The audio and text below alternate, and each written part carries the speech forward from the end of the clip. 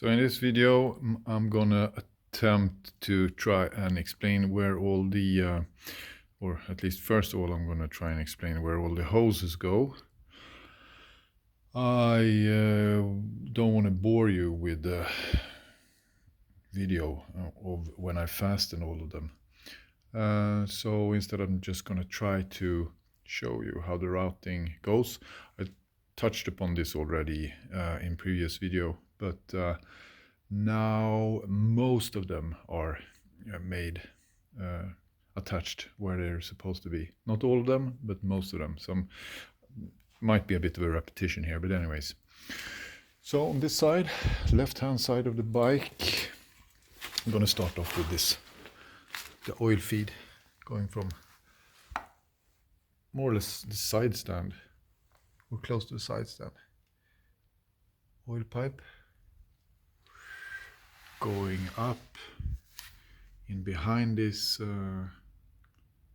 metal thing that holds it in place, and it goes up to the oil tank, right? Then we have another oil feed, this one. In there is like a sill that you need to inspect when you change the oil. So this one goes like this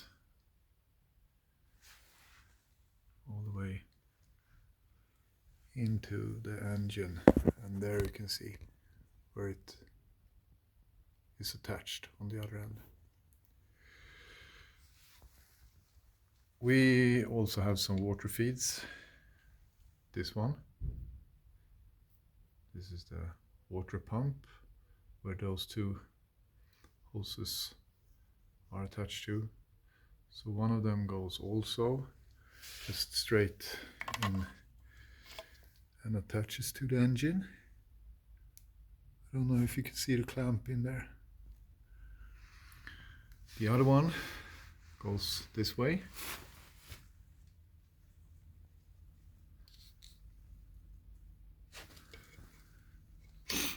Attaches, it's difficult to see. You could probably see it better in the previous video I did. It goes into like the head in between the two exhaust ports, in between those two. Right, what else do we have? Yeah, we have this metal pipe oil feed that goes into the cam chain tensioner. So this is the cam chain tensioner. You have the oil feed there. I never loosed it. This one was always attached on the engine. You don't need to disassemble it. What else do we have? I think we need to go to the other side for the remaining pipes.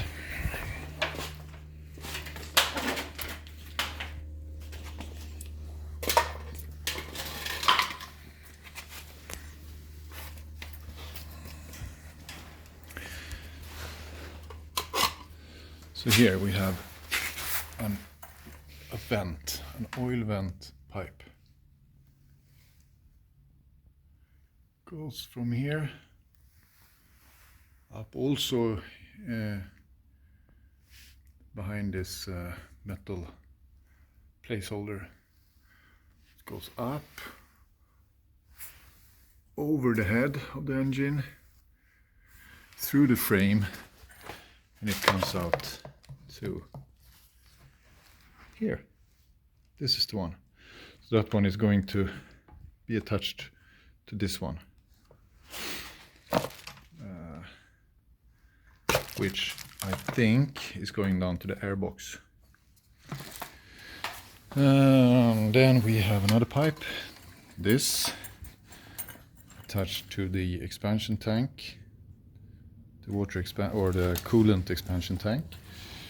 This one goes through this, I don't know what it's called, up this way, also behind the metal thingy, and then up here So this goes then into the radiator once that is positioned. We also have another small vent pipe, which is like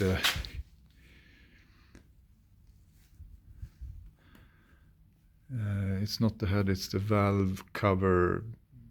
This is the valve cover. So this is vent from the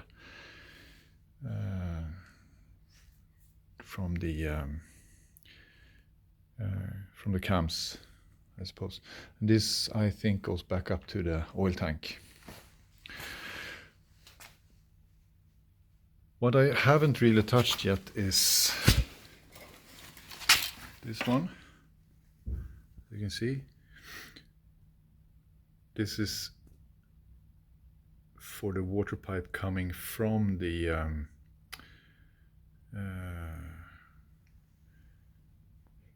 going back into the engine after it's been in the radiator. The radiator is going to be sitting up here later on. There is also on the other side of the bike, it's also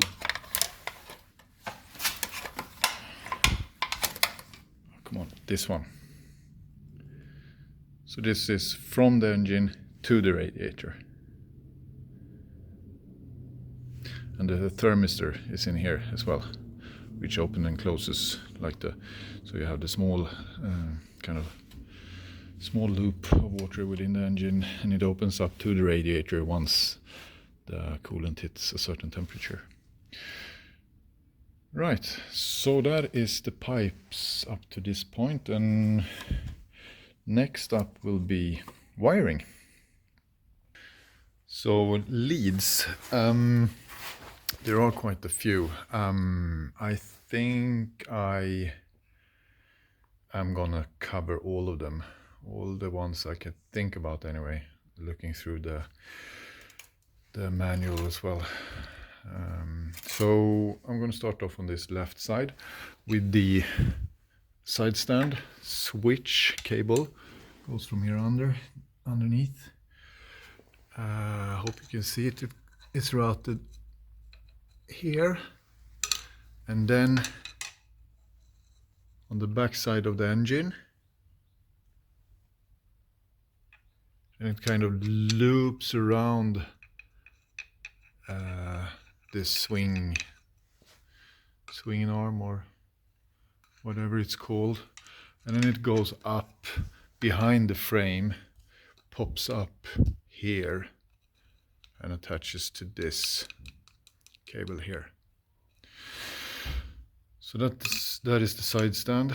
There is also a ground cable on this side, which is this one. So it's just right on top of the gear lever, and it actually goes into one of the standard like engine bolts. So you could probably use any one of them, either one of them. There is also an alternator cable up here, which attaches to the other side of the engine. On the same place on the other side of the engine where the alternator cable goes to, there is also a drive shaft positioning sensor. So to be honest, I don't know which is which. If this is the alternator cable or if it's this one. I don't know, either one. So one of them is the alternator cable, the other one is the drive shaft positioning sensor cable. So, but I mean, I marked them up so it's easy to know where they fit. So I'm gonna attach those in just a little while. We also have the starter cable. You can see it there. So this is the starter motor in front of the engine. It goes up to the coil up there. What else do we have? We have also the clutch wire, which I also kind of just made up while I was there. And the drive shaft positioning sensor I already covered. It's one of those two. And one thing that I already attached earlier on was the RPM sensor. In there, if you would like to see more of that one, then refer to, I think it was maybe the first video or the second one. So now I need to move over to the other side.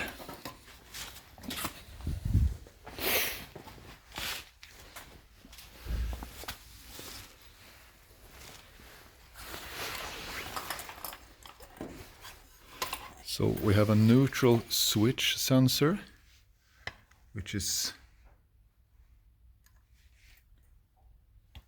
this one.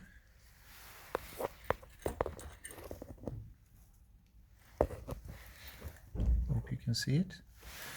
It's the brown cable. We have the oil pressure sensor, which I also covered in a previous video, which is this one down there, also with a brown cable. We have the coolant thermistor cable, goes in there, this one.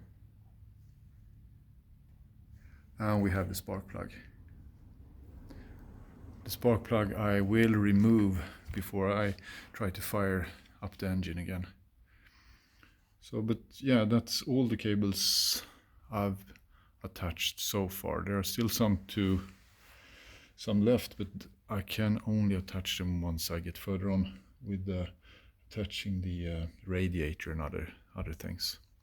So, see you next time.